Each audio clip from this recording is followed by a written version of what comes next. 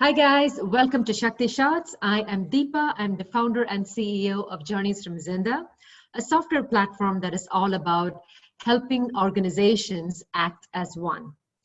Shakti Shots, as you know, it's really all about a challenge that we have in a work scenario that one of our panelists has the secret sauce or the superpower to solve for.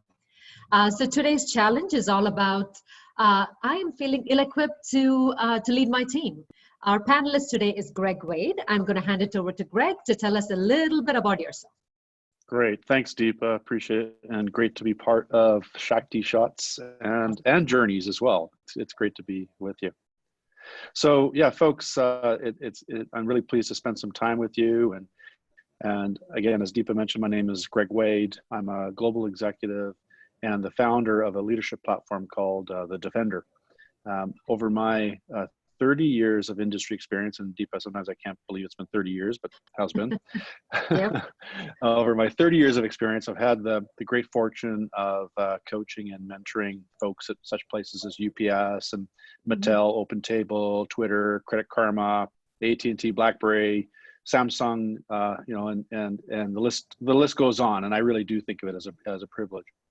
And it's part of those experiences though that really led me to establishing the Defender. And so why don't I walk you through a little bit about the Defender and the focus that we have on mentoring our leaderships for tomorrow. Sure. So the challenge is that is awesome, Greg. That's awesome. The challenge, as you and I know, and I think you've heard it a lot from a lot of your mentees as well, is that this is the kind of time frame where all of a sudden we are kind of thrust into leadership in a lot of situations, right? We may or may not be prepared for the leadership. So now this is not something that is specific or special just because of the situation that we are in right now with Corona, but it definitely adds a little bit more emphasis to the fact that we are having to lead in situations that we are not very comfortable with, right? But you've seen this a lot, not just in the time of Corona, but otherwise also. And that is what you deal with that is your secret sauce, right? Exactly. Not just time, you got it. And it's not just times of crisis, that's for sure. Yeah, it's throughout these 30 years. And certainly I'm sure leaders well before me have also experienced much the same. You bet. Yeah. So let's dive in. So sure, sounds good. Yeah.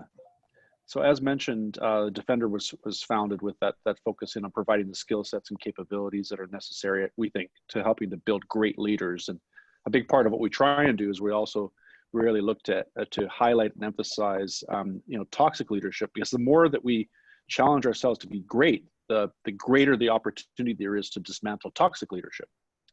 And as you've discussed, there's some significant challenges and problems out there, quite frankly, for leadership.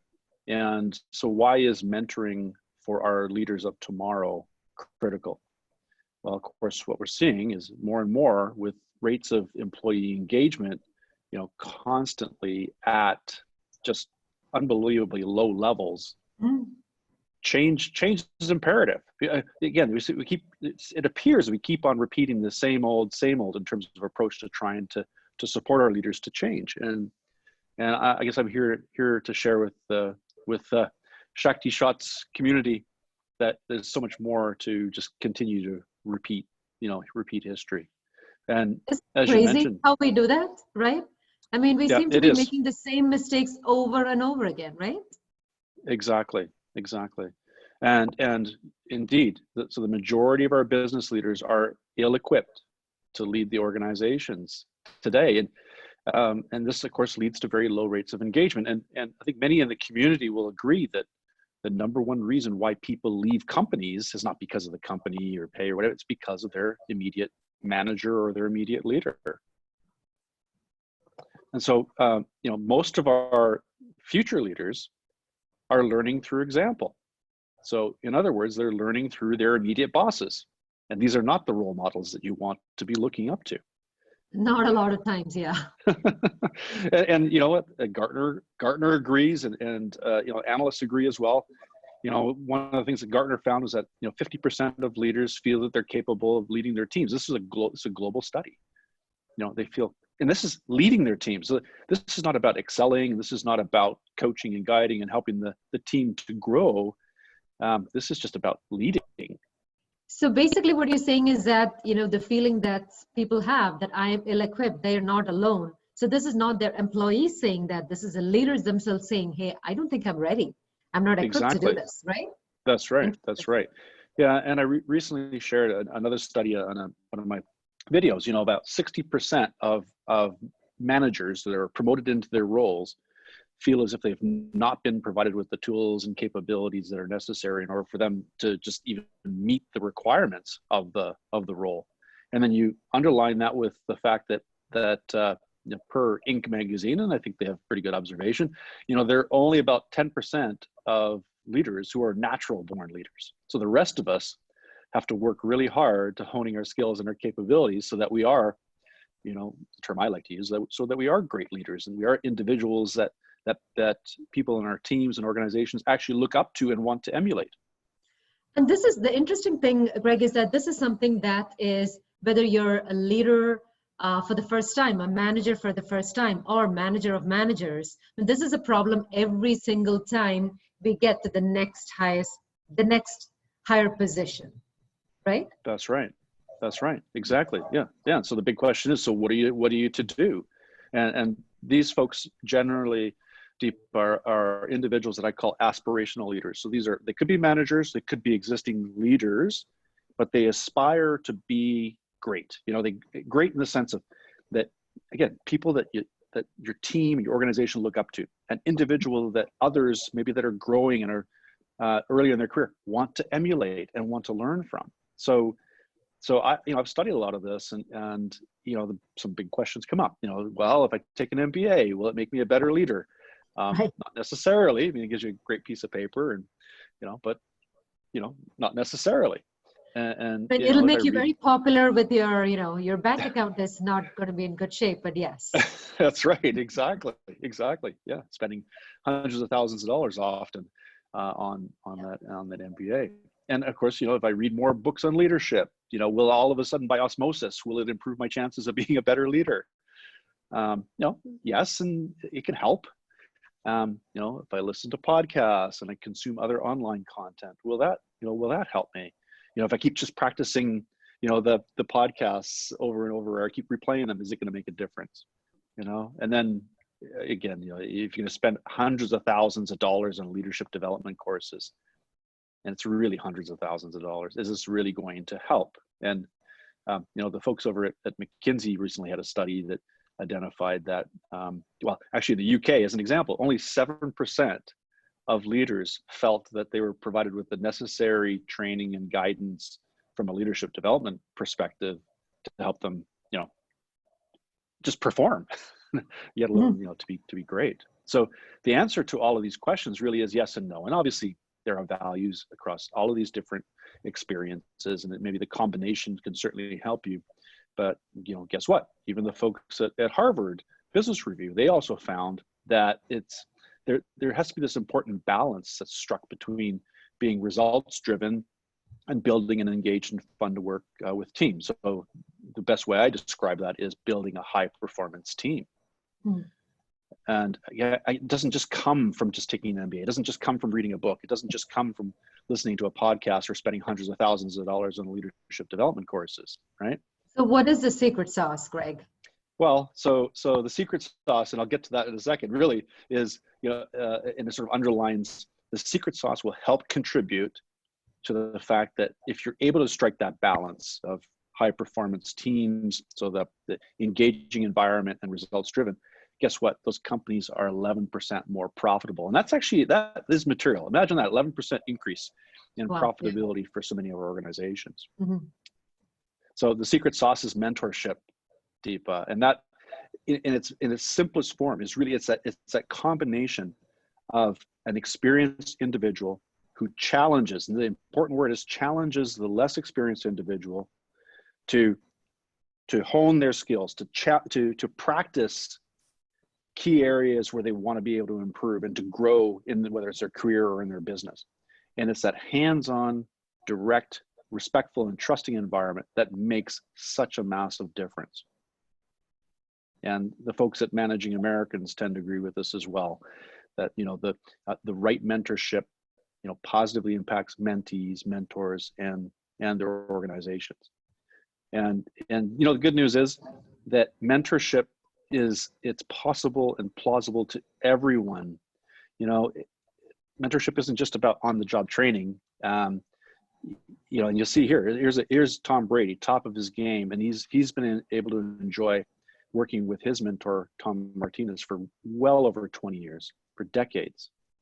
And part of what underlines that relationship, and it's just a great sort of highlight, it's about establishing trust and a connection and empathy and the courage to actually be real in that combination between mentor and mentee.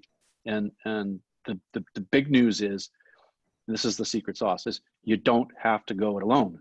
Mm-hmm. There are amazing people out there who are mentors who are genuinely interested in supporting you and your career aspirations, your growth, challenging you. That's the most important aspect, is challenging you to put into practice the steps that you together have identified are going to help you on that path to being a great leader. No, this is interesting because it reminds me of a talk that Shakti Shot that we did with another partner of mine, Trent, and he was talking about the fact that, hey, lots of people will give you advice. Yeah. And advice is a dime a dozen, but are you getting advice from the right person? Because the right person is very important, right? It Make is. sure that It you is. have the right, yeah. You got it. And part of that is, as I mentioned, is that many folks just don't even know who to ask, and they also don't know where to find a mentor. And they're